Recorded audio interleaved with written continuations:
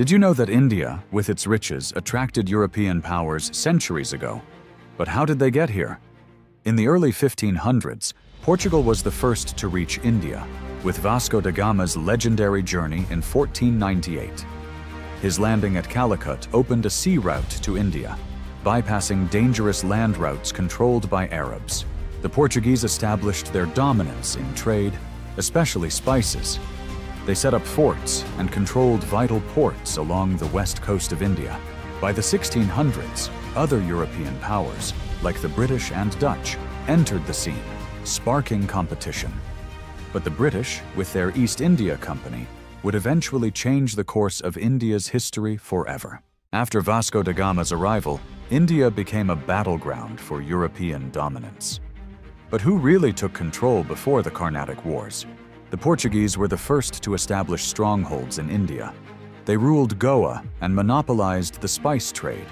Then came the Dutch, setting up trading hubs in the south. But their influence faded quickly. By the 17th century, the British and French arrived. The British East India Company established ports in Calcutta, Madras, and Bombay, while the French controlled Pondicherry and Chandernagore. It wasn't just trade. European powers formed alliances with Indian rulers, built forts, and expanded their influence, sowing the seeds for future conflicts. This tug-of-war set the stage for the mighty Carnatic Wars.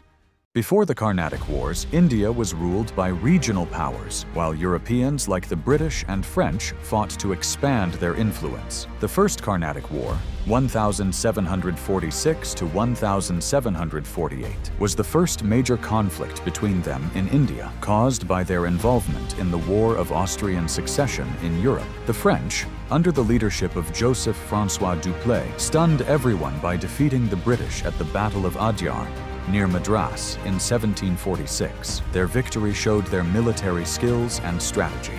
But the war didn't resolve anything. It ended with the Treaty of Aix-la-Chapelle in 1748, signed in Europe, which restored Madras to the British. Though the fighting stopped, tensions between the two powers were far from over. After the First Carnatic War, tensions in South India erupted again. The year was 1749, and the French, led by Dupleix, supported Chanda Sahib to claim Arcot. The British, backing Muhammad Ali, were determined to stop them. This was the Second Carnatic War. It wasn't just a fight for thrones, it was a proxy war between empires. The turning point came in 1751 with the Siege of Arcot. A young Robert Clive, leading British forces, outsmarted the French and secured a decisive victory. Dupleix's ambitions crumbled after this defeat.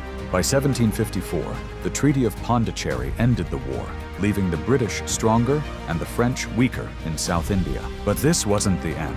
The Third Carnatic War would decide who truly ruled India. 1756, the British and the French, already fierce rivals, entered their deadliest conflict yet, the Third Carnatic War. This final battle would decide India's future. The war mirrored the global 7 Years' War. French commander Count de Lally attacked British strongholds, while Sir Eyre Coote led a brilliant British defense. The climax came in 1760 at the Battle of Wandiwash, where the British crushed the French forces, ending their dominance in South India. By 1761, the British captured Pondicherry, the French stronghold, cementing their supremacy. The Treaty of Paris in 1763 sealed the deal, marking the end of French ambitions in India.